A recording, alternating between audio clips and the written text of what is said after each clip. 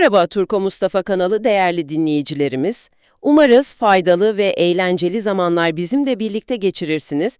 Bugün masamızda bize gönderdiğin makaleler, notlar ve araştırma yığını var. Hepsi de tek bir soru etrafında dönüyor. Bir dili gerçekten ama gerçekten nasıl öğrenirsiniz? Bizim görevimiz de bu materyallerin içindeki gürültüyü ayıklayıp senin için net, uygulanabilir bir strateji ortaya çıkarmak. Seni bir dil öğrenmek istiyorum arzusundan alıp bunu somut bir eylem planıyla yapıyorum noktasına taşımak ve tüm bu kaynaklardan çıkan ilk ve belki de en şaşırtıcı içgörü ne bir uygulama ne de bir kursla ilgili. Her şeyden önce cevaplaman gereken tek bir soruyla ilgili. Kesinlikle. Yani tüm bu materyalleri incelediğimizde tekrar tekrar karşımıza çıkan temel bir desen var. Başarılı dil öğrenimi öyle gramer tabloları veya kelime listeleriyle başlamıyor. Her şey o en temel soruyla başlıyor. Bu dili neden öğrenmek istiyorsun? Ama bu öyle kendimi geliştirmek için gibi soyut bir neden değil, değil mi? Hiç değil. Kaynaklar dilin bir amaç için kullanılan bir araç olduğunu vurguluyor.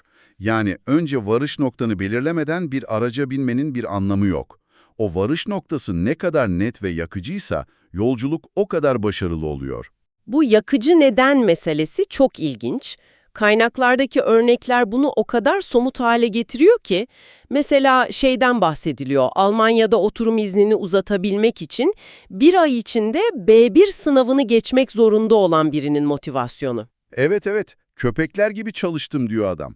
Çünkü alternatifi ülkeyi terk etmekti. Aynen. Bu soyut bir hedeften çok bir hayatta kalma meselesi. Ya da sırf o zamanki kız arkadaşının annesiyle anlaşabilmek, onun gönlünü kazanabilmek için Rusça öğrenen adamın hikayesi. İşte bunlar zorlandığın anda seni masanın başında tutan gerçek elle tutulur hedefler. Aynen öyle. Hatta bir arkadaşıyla girdiği iddia üzerine bir ayda İspanyolca sınavını geçme hedefi bile o an için yeterince güçlü bir itici güç olabiliyor. Buradaki anahtar kelime ihtiyaç. O dile bir ihtiyacın olmalı. Anladım. Ve bu noktada materyallerin arasında ortak bir tavsiye daha öne çıkıyor. Diyorlar ki, eğer belirli bir nedenin yoksa önce İngilizceyi öğren. Bu bir dil üstünlüğü meselesi değil ama, değil mi? Hayır, tamamen pragmatik bir yaklaşım. İngilizceyi küresel bir iletişim için bir anahtar kart olarak görüyorlar. Bu kartı edindikten sonra diğer diller için çok daha spesifik, çok daha kişisel nedenlerin olmalı. O ülkeyle iş yapmak, oraya yerleşmek gibi. Ya da ailenden biriyle derin bir bağ kurmak gibi. Aynen öyle. Anladım. Yani önce neden sorusunu tüm çıplaklığıyla cevapla. Peki diyelim ki o yakıcı nedeni bulduk. Almanya'da yeni bir hayat kuracağız. İşte o andan itibaren kaynakların önerdiği strateji ne? Nereden başlıyoruz? İşte o noktada tüm oklar tek bir kavrama işaret ediyor. Maruz kalma. Maruz kalma. Yani dili hayatının bir parçası haline getirmek, bir ekosistem yaratmak. Hedef dili bir ders gibi görmekten çıkıp nefes alıp verdiğin havanın bir parçası haline getirmekten bahsediyoruz.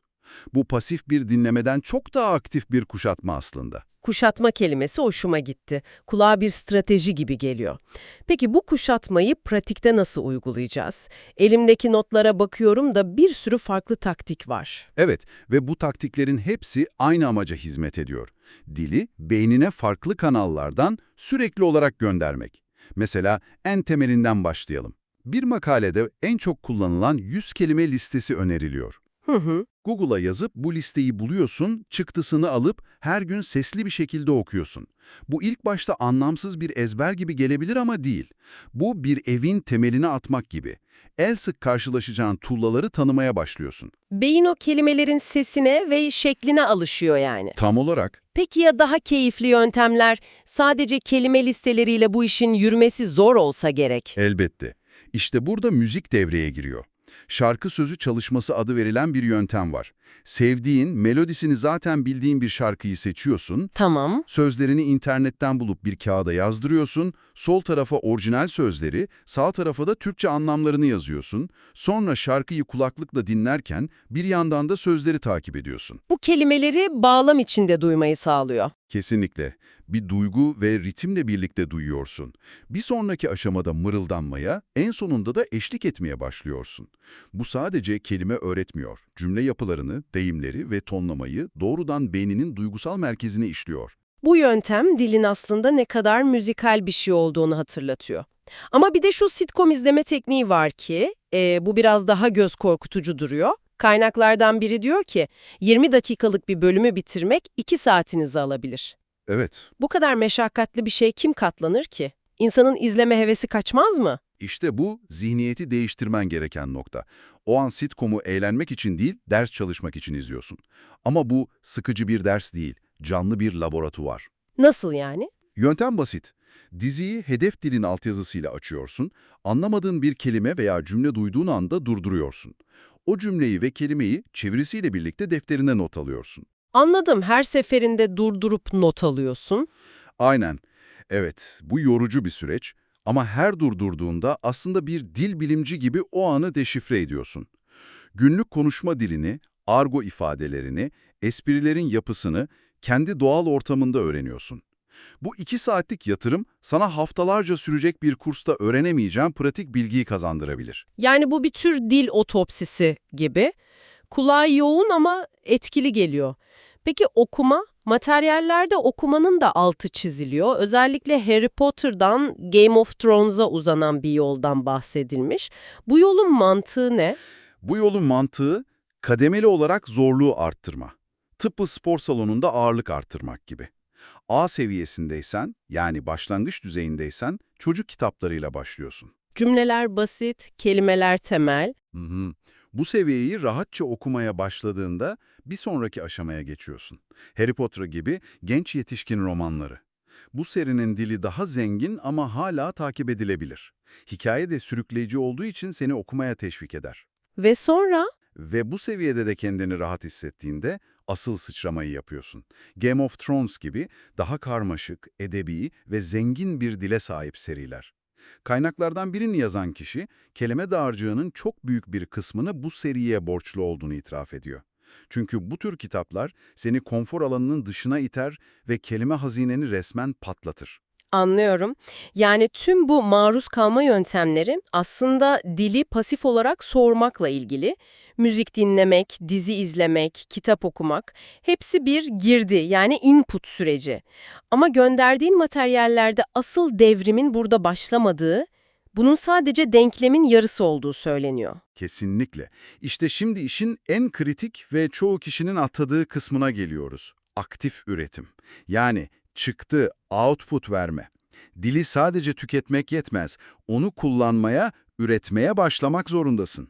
Ve bunun için de en ilginç yöntem öneriliyor. Evet, belki de en tuhafı. Kendi kendine konuşmak.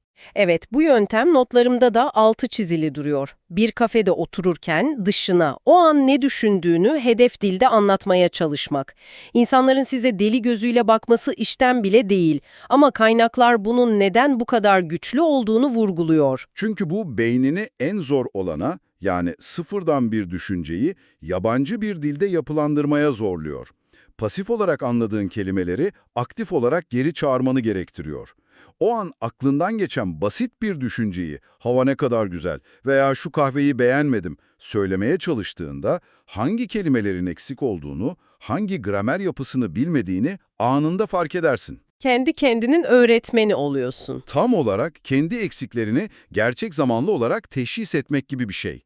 Bu, dil öğrenme sürecindeki en saf pratik anıdır. Peki bu aktif üretimin daha yapılandırılmış yolları var mı? Elbette. İkincisi, günlük tutmak. Her gün sadece birkaç cümle bile olsa, hedef dilde günlük tutmak, öğrenmeyi inanılmaz hızlandırıyor. Hı hı.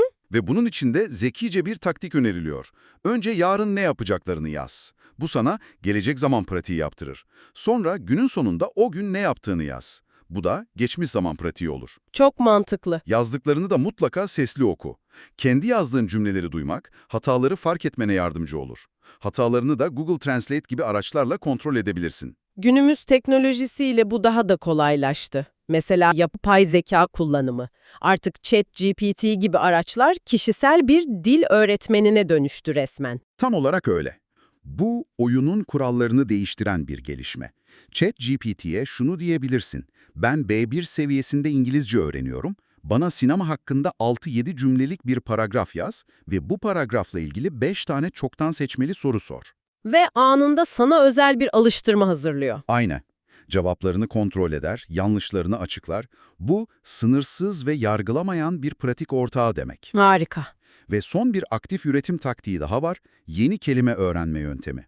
Yeni bir kelime öğrendiğinde onu sadece defterine yazıp bırakma, o kelimeyle birbirinden farklı 2 tane cümle kur. Kaynaktaki örnek çok akılda kalıcıydı. Diyelim bir belgeselde şu cümleyi duydun. Thousands of people are dying from hunger every day. Yani her gün binlerce insan açlıktan ölüyor. Evet. Şimdi bu cümleyi al ve hunger kelimesini bir kenara yaz. Sonra onunla alakasız 2 cümle kur. I feel a deep hunger for knowledge ya da the team's hunger for victory was obvious. Bilgiye karşı derin bir açlık ya da takımın zaferi olan açlığı gibi. Aynen. Bu şekilde kelimeyi tek bir anlama değil, farklı bağlamlara bağlarsın. Bu, beyninde o kelime için daha güçlü ve kalıcı sinir ağları oluşturur. Tamam, strateji netleşiyor. Güçlü bir nedenle başla, sonra dili hayatına katarak bir kuşatma uygula ve son olarak tükettiğin kadar üretim yaparak aktif pratiğe geç. Kulağa sağlam bir plan gibi geliyor. Ama hepimizin bildiği gibi bu yolda pusuya yatmış canavarlar var. Yani hepimizi yavaşlatan o klasik korkular, gramer ve aksan. Ah evet, o meşhur tuzaklar.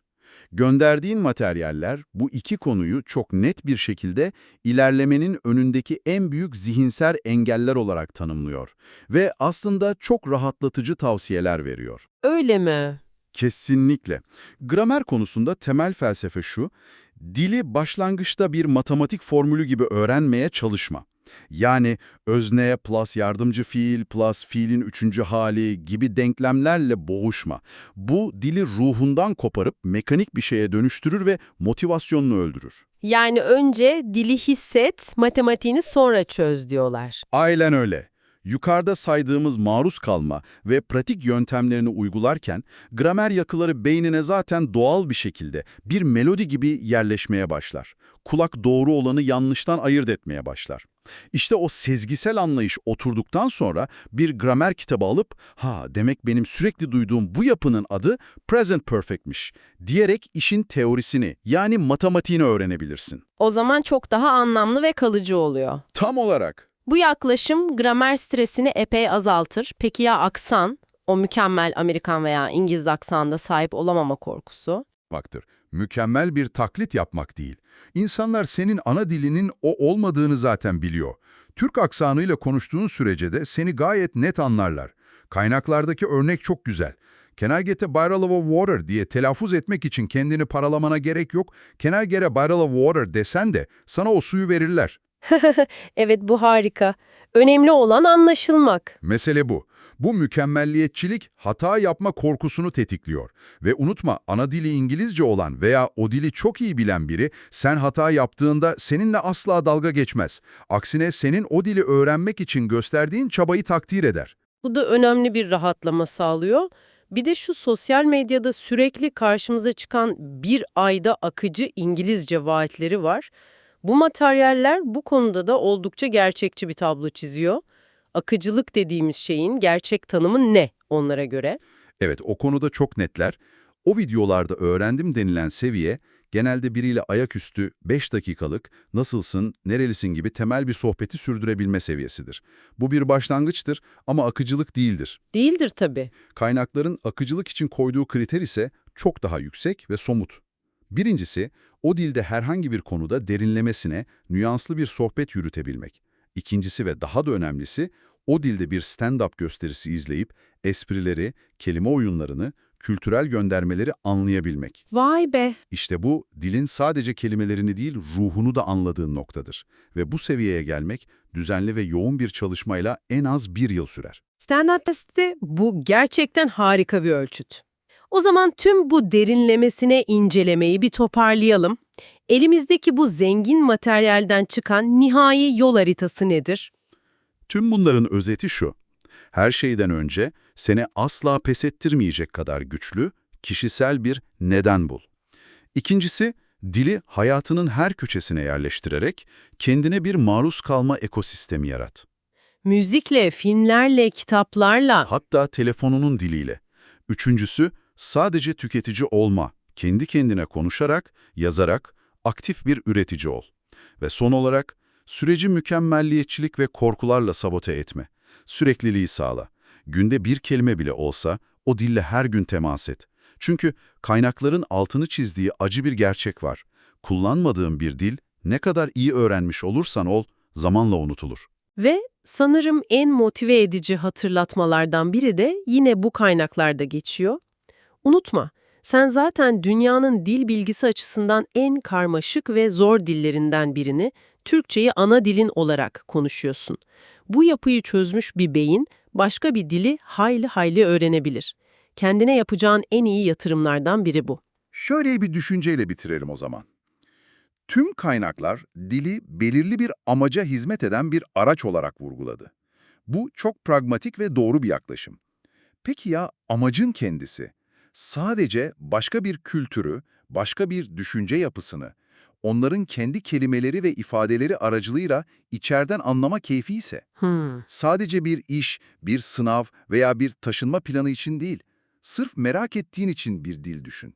Sana hiçbir pratik faydası olmayacak gibi görünen o işe yaramaz dil, acaba senin için hangi gizli dünyaların kapısını aralayabilir? Mustafa Hoca kanalında abone olmayı unutmayın.